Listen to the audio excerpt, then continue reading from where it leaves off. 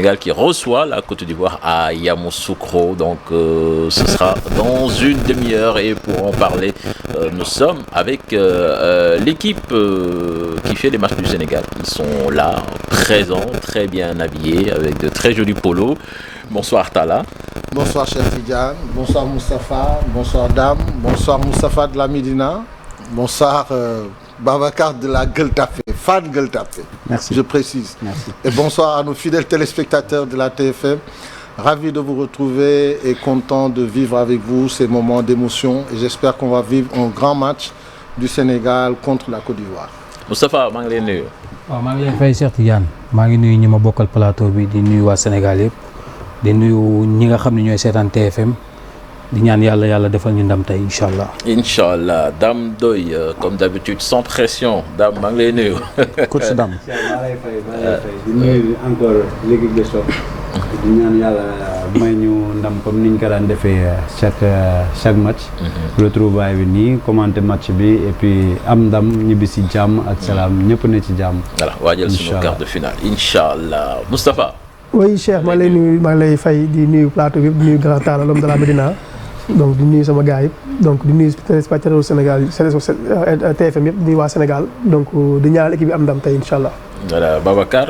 waaw pareil maa ngi leen di nuyu Cheikh Talla les deux coachs et puis Moustapha et puis tous nos téléspectateurs quoi. di ñaan yàlla may ñu ndam rek. voilà yàlla mbay ñu ndam loolu la ñuy ñaan donc match bu am solo ci kanam fële ci Yamoussoukro ci diggante Côte d'Ivoire ak Sénégal CAN bi mu commencé ba léegi nag xam ngeen ni ñu ngi ci huitième de finale yi sànq rek ci ay waxtu yu néew Cap-Vert moom moo éliminé Mauritanie ci huitième de finale am Cap-Vert qualifié ci quart de finale 1-0 match boo xamee ni wax dëgg fa yàlla métti woon na lool mais ça s'est joué dans les dernières minutes. loolu du ñu wan ne rek ni que match à élimination directe du yomb équipe loo ko mën ci genre match yi en général c'est un autre match de football Talla xam naa ni match boobu seetaan nga ko nga may ñu si tuuti rek et la Mauritanie quand même a bien résisté très bien résisté mais au final c'est l'expérience et le talent des Cap-Verdiens qui ont fait la différence. Ben, je dirais qu'ils ont fait plus que résister. Ils se sont même créé des occasions, ils ont eu des temps forts, ils ont vendangé des occasions et vraiment c'était incompréhensible quoi à ce niveau de la compétition. Parfois bon c'était un jeu un peu désordonné mais quand même n'empêche quand même ils ont eu des occasions franches hein. Donc pour dire que le match était très engagé, c'était pas un match à sens unique où on attendait plus le Cap-Vert pensant que le Cap-Vert allait venir faire vraiment une promenade de santé sur ce match-là, mais ce fut pas le cas et vraiment c'est sur une erreur hein. Donc jusqu'à la dernière minute c'était jouable et donc on pensait même aller au prolo parce que c'était dans les temps et c'était vraiment pendant ces moments-là que le remplaçant qui vient d'arriver fait une passe à son gardien de but mal ajusté et c'est là que cette action-là cause le penalty. Et donc du coup on voit la Mauritanie sortir sachant quand même qu'il y avait de la place pour se qualifier et on se disait honnêtement qu'on allait vers des prolongations et ça c'est quand même dommage pour eux mais bon c'est l'apprentissage hein. Donc je pense que c'est arrivé à deux reprises ci CAN bi à chaque fois ça se joue dans les toutes dernières secondes. Absolument. noonu la kii qualifié nu mu tuddati sax démb noonu la Mali Guinée qualifié ci kaw Guinée équatoriale tey aussi Cap-Vert qui fait la même chose donc du courage à nos frères maliens et félicitations à nos frères Mauritaniens plutôt et félicitations à nos frères Cap-Verdiens aussi parce que ñun ñëpp ñoo bokk fi ñu dëkk bokk sax Sénégal gi voilà ñu dem ci sunu match bi Sénégal Côte d'Ivoire ci kanam la fële ca Yamoussoukro 11 de départ yi génn na comme on pouvait l'imaginer y a pas eu beaucoup de changements benn joueur la ñu xamoon ni que bokkatul ci match bi muy Pape Gueye fallait que ñu changer ko ça a été fait et c'est Abou Diallo qui prend sa place le reste c'est la même équipe qui joue alors Moustapha yow ban jàngat nga am ci 11 de départ bi nga xam ni moom la Aliou classé tey. waaw je pense que tey ni ma gisee dispositif bi Aliou def na 3-4-3 donc mu nekk système boo xam ni. kon du 4-4-2 xaw ma. non tey 3-4-3 la def. dafa teg 3 défenseurs.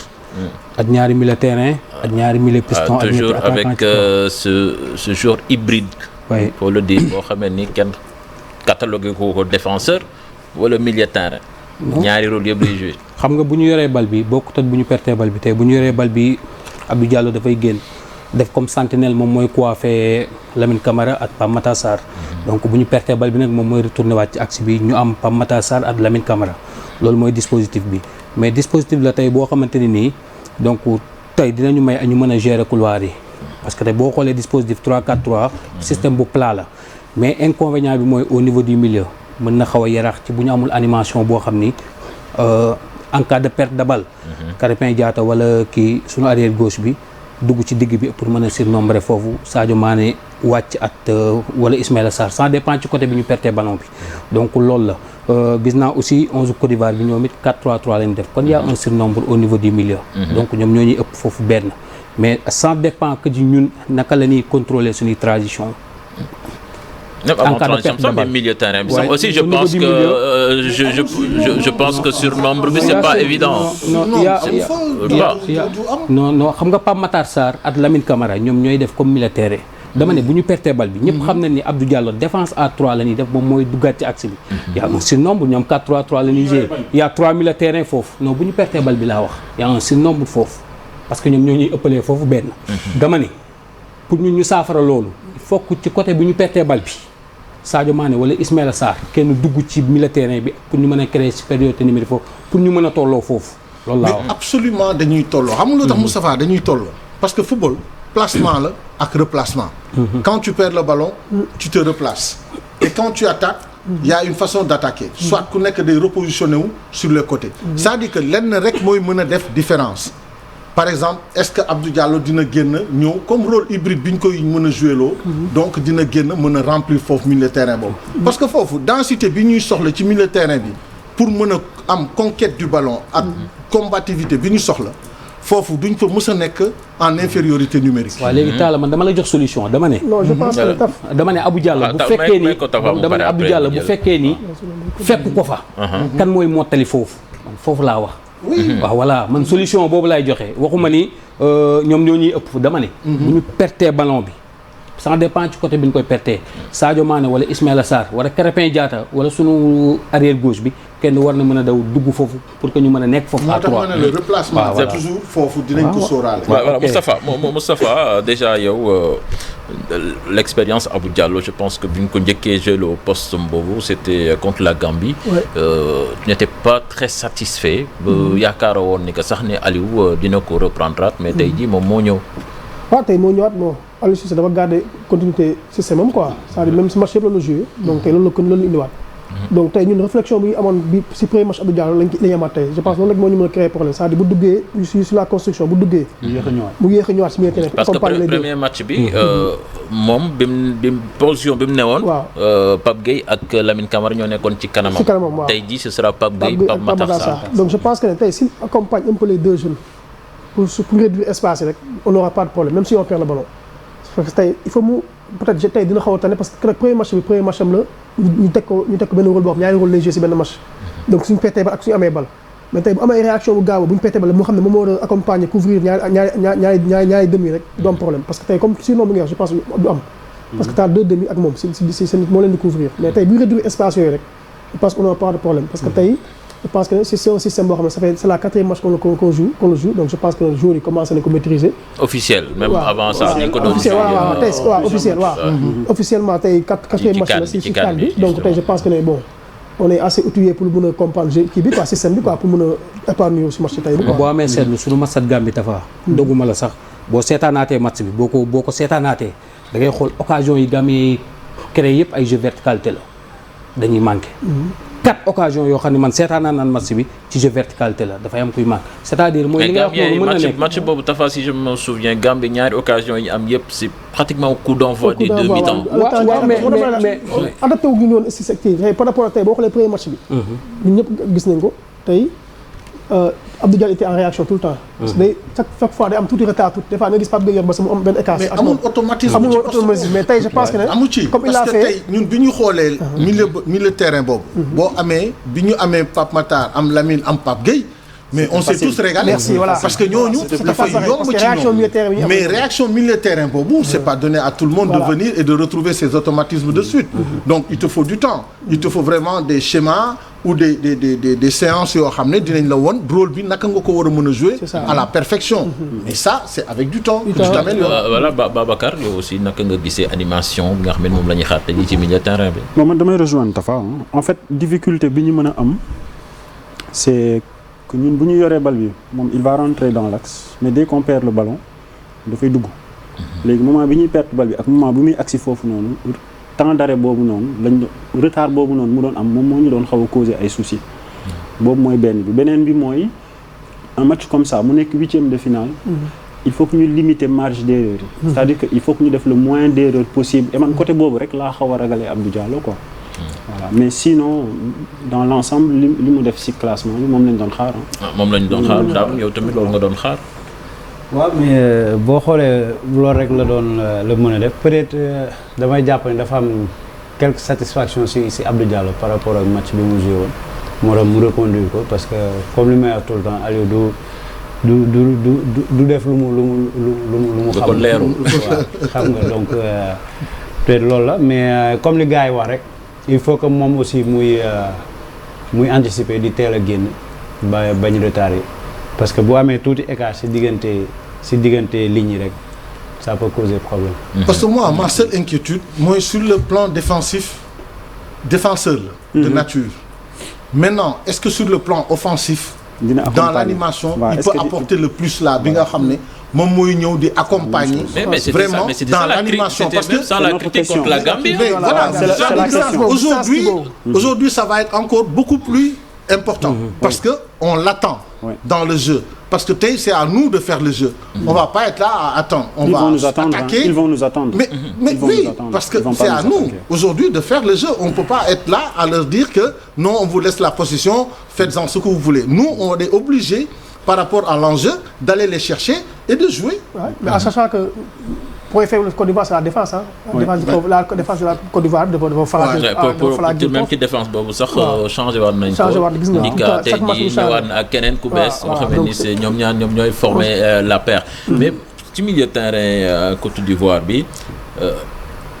c'est Kessié génn na jox place am Jean-Michel Seri xam nga sànq saa waay mi ngi doon wax mbirum surnombre est-ce que tamit Abou Diallo ak position naturelle bi nga xamee ni day tax peut-être que il est beaucoup plus dans sa tête défenseur central est-ce que loolu du andi créer li saa waay doon wax ni que en un moment donné ci construction phase offensive yi mën nañu am absence ou bien on verra benn Lamine Camara boo xamee ni il va travailler pour 2 personnes comme il l'avait fait contre la Gambie.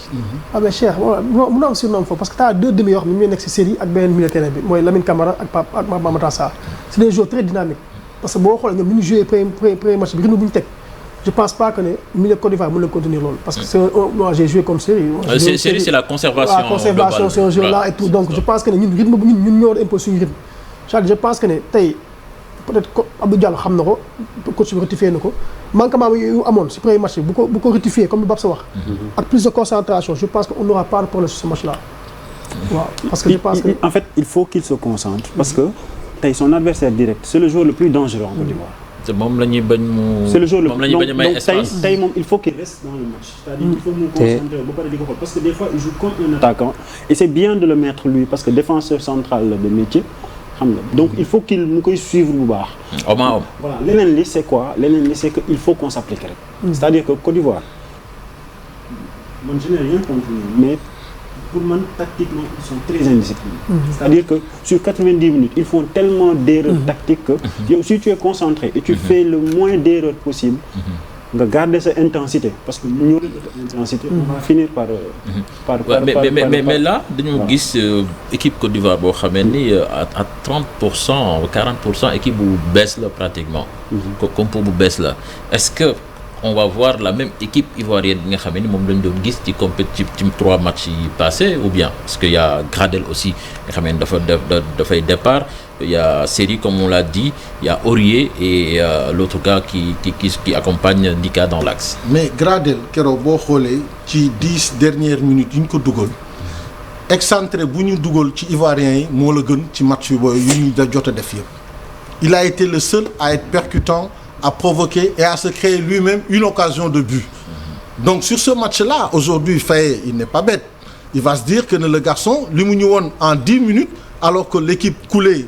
Donc ce jour-là mu ñëw wan ñu lii donc c'est sûr que ne il lui reste au moins encore benn 45 minutes boo xam ne mën na provoquer mën na indi dara et puis indi tuuti jeu parce que ñoom ba léegi proposé wuñu dara en termes de contenu sur le plan du jeu parce que boo xoolee Kessié il est devenu sénateur le milieu de terrain c'est pas un milieu de terrain créatif où vraiment il y a une bonne animation sur le plan offensif c'était rien c'est-à-dire que jàpp téye joxe ça n'avançait pas et donc à la limite il fallait booster l'équipe créer un peu de rivalité et de concurrence par rapport à certains postes ne xamal leen ne comme yéen defu leen dara lui il connaît la mentalité des joueurs Faye et donc il s'est dit à la limite je préfère mettre un Gradel au devant pour au moins tenter une chance.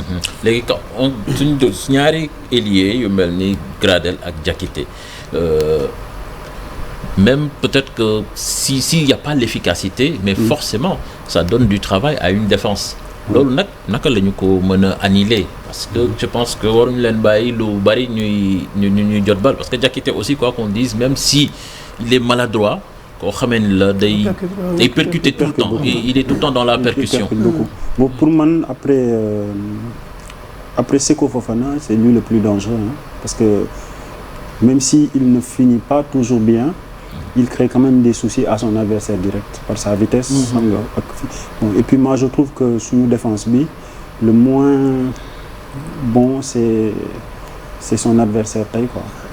Mais moi voilà. Bon parce que c'est pas son il a beaucoup d'approximation si kii bi si Coupe d'Afrique bi. Depuis le début. Il nous avait habitués à jouer mieux que ça. Ouais. Comprendre donc tey moom am na je pense que et puis de l'autre côté aussi il faut pas qu'on oublie que Gradel. Dans les 1 contre 1 c'est le joueur le plus dangereux que je connais foofu.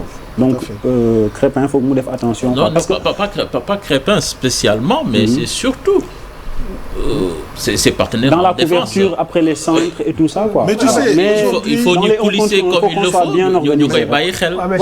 xam nga am couverture bu baax. Il y a assez de couverture hein, sur le système défensif côté droit. C'est ça. Côté droit Crépin il est bien couvert par Koulibaly et côté gauche il est bien couvert par Diakité donc je pense que il y aura pas de problème si on joue de la même manière sur notre premier match et deuxième match la même intensité qu'on met Crépin il met la même discipline défensive. Je pense que c'est pas ce Gradel là qui va nous faire. Bon après avec l'expérience c'est sur un ballon fort et tout il peut faire le truc voilà. Je pense que le mot il est trouvé dans l'intensité. Je pense que la différence se fera de ce côté. waaw boo xoolee Côte d'Ivoire nekkul équipe bu équilibré nekkul équipe bu équilibré première minute yi comme li Babacar wax première minute yi mën nañu organiser mais de fur et à mesure match bi dem dañuy tas. parce que ku nekk day bëgg a régler match bi. ñoom dañoo am habitude boobu ku nekk day bëgg régler match bi. or que Sénégal su nekkee tactiquement discipliné nañ dinañ am occasion. mais là c'est un match de coupe comme on dit hein.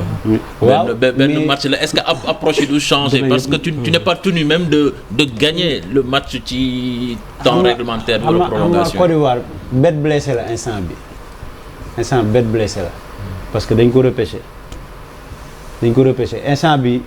du nekk équipe boo xam ne ak public bi du nekk équipe boo xam ne dafay ñëw pour respecter tactique am parce que instant bi ku ci nekk si ñoom si attaque bi ñu ngi wax ñoom ñoo war a régler problème bi contre le Sénégal donc ñun chance boobu la ñu am pour l'instant parce que dinañ tenter affaire yoo xam ne dañuy perdre balle bi day fekk seen équipe ubbeeku.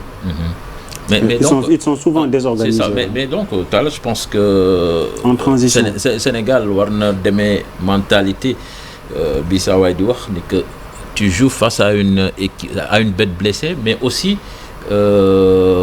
face à une bête fragile si tu leur mets 1-0 je pense que ils sont encore dans la panique comme ni mu demee woon contre Guinée équatoriale. non comme contre Cameroun xam nga ay nation la ñu yoo xam ne fi mu nekk nii seen orgueil rek fi des. orgueil bi mooy lan il faut un sursaut pour mën a jéem a jàll ci match bii. lenn mooy li wóor mooy ñun il faut que ñu attaquer leen à outrance c'est-à-dire que il faut pas qu'on les laisse réfléchir parce que aussi il y a le public qui va jouer et que un Diakité dès qu'il va tenter un slalom un dribble deuxième dribble donc le public va se lever ñoom ci loolu dinañ ci jouer lu bare et lui aussi il aime bien enflammer le public donc de l'autre côté aussi il y a un Gradel maintenant par contre lenn ci marquage u Crépin mooy que il faut qu'il refuse que le gars ait le ballon un contre un en face. face à face na ko jël toujours de dos. de dos rek mu ko bàyyi mu wañaaru ba téye jàkkaarloo moom. et loolu soo ko mënee régler mooy que di nga annihiler lu bare ci seen ay phase offensive parce que lui il aime bien provoquer avoir le ballon et tenter au moins le dribble. Et donc sur la défense donc daf lay wóor ne waa ji boo ko empêché mu jot bal bi yow ñëwal rek fermer bul def dara. Et donc, à partir de ce moment, tu as plus de chances de pouvoir jouer toi-même après. Parce que nous, ce qui est sûr, c'est qu'on a des garçons capables au milieu de terrain de pouvoir faire du box-to-box. Lamine Camara, il sait le faire. Pape Matar Sarr, il sait le faire. Maintenant, ce qu'on va chercher, c'est d'avoir une sécurité derrière pour ne pas s'exposer après sur des balles de contre. Parce que si on attaque à outrance et que derrière, il n'y a personne, là, on s'expose. Ah non, ça, on ne le fera pas. On ne va pas attaquer à outrance. Si justement, tu attaques, là... Côte d'Ivoire démb rek ñu ngi koy waxtaanee fii te li Talla di wax ni aussi je pense que dund nga ko fa tu as marqué un but exceptionnel je pense à Abidjan yàggul rek maa nga fa woon te xam nga seen public dañ koy enflammé et suñ ko enflammé jour yi topp si ça devient difficile yéen nag réussiroon ngeen ko yow Papis dugal bi yu rafet mais finalement yëf yi mujjul sotti mais pour vous dire qu'aujourd'hui c'est le match de Sadio Mané aussi quand même moo Côte d'Ivoire am nañ compte yoo xam ne dañ ko war a régler te moom loolu daf ko war a wane tey. waaw mooy li ma lay wax léegi rek mooy un contre un bi Talla di wax parce que boo xoolee seen premier but un contre un la woon Gervinho moo fixé suñu axe bi muy reculer depuis ci ligne ba suñu biir axe mu def centre en retrait si la Cheikhou gaañu après si la génn parce que Cheikhou dafa génn di anticiper pour contrer ko si la toog ci cheville donc du coup ñoom loolu rek la ñuy am mais tant que yaa ngi leen di contrôler pour ñu bañ a tourner du ñu am dara tant que yaa ngi leen contrôler te loolu la ñu arrivé woon a def première minute ba dugal mais après de fur et à mesure ñuy dem bon mu am quelques relâchements loolu moo taxoon ñu encaissé ay buts. Mais je pense que ak équipe bi ñu am bon jël nañ si loolu leçon aussi Sadio aussi am na défi bu mu war relever aussi parce que match bu métti la woon dafa nekkoon contexte yu métti donc je pense que tey dina remettre les pendules à l'heure. Voilà Sadio c'est son match mais aussi il faudrait qu'il soit très bien accompagné nag ak gaayam yi. Je pense que Sadio moom xam na loolu Sadio xam na ko de Sadio. Bon, je suis moins inquiet pour Sadio parce que j'ai remarqué quand même qu'il monte en puissance au fur et à mesure de la compétition. En termes d'occasion et de duel, ça va mieux. Mais je m'inquiète aussi pour Ismaïla parce que c'est notre joueur le plus dangereux. Toutes nos phases, première phase offensive dangereuse, c'est Ismaïla. Donc il faut qu'il se concentre. S'il faut contrôler le ballon, il faut le concentre. Ce qu'on a fait. On va marquer plus vite. Voilà. Donc peut-être match offensif là, match attaquant comme le Kodam waxee, ils vont faire beaucoup d'erreurs parce que engouement public beeg yooyu, ils vont faire beaucoup d'erreurs. Seen ay erreurs dañu war a exploiter parce que ñun on est très fort en transition rapide. Contre-attaque. Je pense qu'il faut qu'on soit prêt et on soit très efficace. Waaw, c'est pas ay benn occasion ñu raté non efficace. Efficacité tey moom mooy suñu mot d'ordre tey. L'efficacité c'est le maître mot. Ouais. Moustapha. Waaw comme ni ko Talla waxee léegi wax na lu am solo c'est-à-dire même attaquant ivoirien bu fekkee ni te dañu am ay excentré yu gaaw donc pour man kele match bi mooy suñu seetaanee équipe bu Côte d'Ivoire bi ñëpp xam nañ ni Sankaré moom mooy joueur bi nga xam ne moo ci gën a dangereux pour man au niveau du milieu. waaw Sankaré. joueur la waaye non. xam nga Sankaré dafa nekk joueur boo xam ni. c'est-à-dire man su may wax loolu intervalle lay joué. à chaque fois dafay créer une deux pour mën a xool benn intervalle passe fa bal bi te ñoom boo xoolee seen trio attaque bi ay dawkat ñoo fa nekk donc il faut que ñu assurer couverture mutuelle yi. yaa ngi dégg. repli défensif bi aussi gaaw. mais li am solo aussi mooy pour attaquant yi bañ a jot bal bi il faut que ñu presser leen ci kaw. parce que ñoom bu ñu jotoon bal bi du ñu mën a dangereux. donc il faut que ñu presser leen ci kaw. xool ñi nga xam ne ñoom ñoo leen di jox bal bi ñu teree jouer ñooñu bu leen teree jouer rek après. défense bi du am problème jot na match bi jeex na il faudrait aussi savoir rester à 11 contre 11 dans ce match. c'est très important. il faut réduire aussi ñu moytu les erreurs. dafa am benn affaire boo xam ne il faut ñu bàyyi xel tey Côte d'Ivoire match guerrier lay ñëw jouer. ñu wàññi erreur kese match guerrier ils vont faire des erreurs. tactiquement seen milieu terrain série boobu ak latéral droit pour affaire guerrier. léegi nag Talla il faut ñu rester suñuy principe. c'est-à-dire am bañ leen a topp ñoom ci li c'est bon les gars. loolu la ñëw pour def merci voilà nañ dem ak suñuy principe ñoo leen gën ay qualité joueur suñu football moo gën a wóor. on peut marquer des buts mais ne pas trop se précipiter. On joue le pays organisateur, faut pas prêter le flanc. Mais c'est bien les gars, on est à -5 donc coup d'envoi bi léegi mu jot. On se retrouve à la mi-temps donc pour le débrief de ce match entre le Sénégal et la Côte d'Ivoire. À tout à l'heure. C'est bien vu,